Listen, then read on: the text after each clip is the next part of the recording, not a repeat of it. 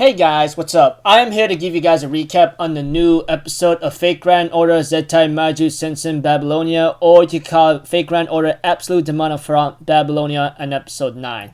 This episode right here was actually pretty nice, pretty cool, and anyways, I'm looking forward to see what's to come. I mean, like there were around towards the end of the episode, it felt very important. Although not a lot much I can really give out if I'm just a vague recap person. So just be prepared, all right?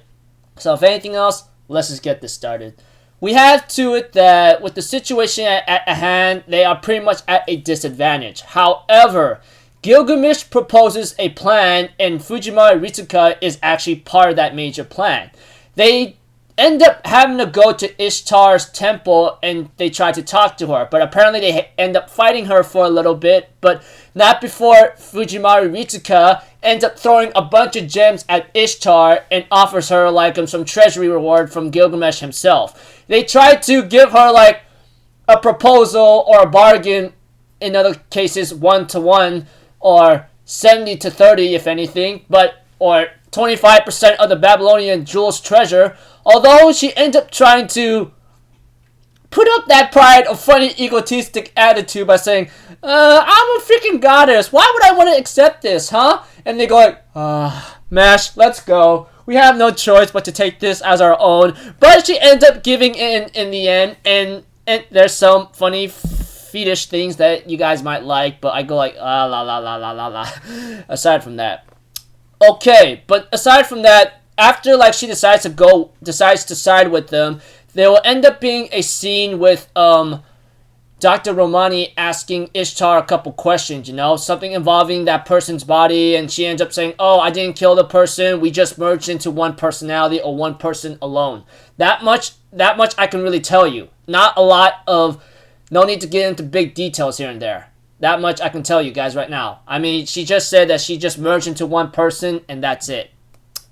Aside from that, there's some funny compliments here and there, talking with each other about like the weapon she has, the Bull of Heaven, Gugalana. I'm pretty sure those guys who are fake Grand Order players, etc., should know what that weapon is. I mean, I'm a freaking player myself, obvious from the get-go.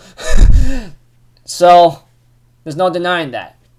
Anyways, continuing on, we see to it that Ritsuka will later on end up having a small talk with Ishtar at night, And this is where things kind of getting a little bit funny or possibly a little complicated. I'm not going to give out a lot of details, but all I could tell you is that she did make a sneeze and ends up having a serious talk with her, Although, like, it is, like, it's very a nice conversation. She does talk about Ritsuka about how you guys like abandon the gods, and I don't really like that at all. You guys can't escape from life suffering and death, and you guys can blame it on the gods, and that just makes life easier. You see, I'm gonna tell you right now, I'm not an enemy to humanity. I'm just an enemy to humanity's world. Although Ritsuka does understand where she's coming from, even I understand as well. I mean, like, she did take some kind of blame for, like, thousands of years or something. And even so, it was a little, like,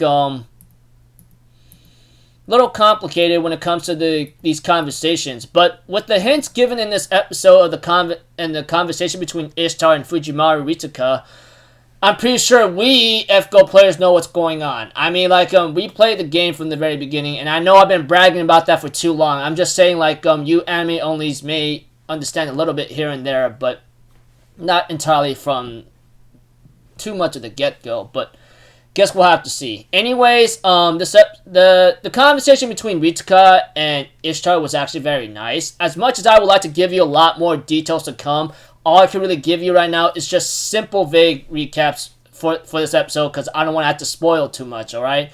All I can really tell you is that they bought Ishtar, and, Ishtar has a conversation with Ritsuka Fujimaru. Those are just the two major scenes that played out very well, that played out in the game, and they actually did it way better in the anime format, which is really nice, and I really enjoyed that. I really did, and much more to come. Anyways, looking forward to, like, next episode, and there's only, like, a certain amount after that. But hey, nothing can last forever. So, yeah. Until then, people, I'll see you guys in the next video. I'm Alpha Zero. Have a good day, and I'll see you guys next time, alright? Peace out. Bye-bye. Toot-toot!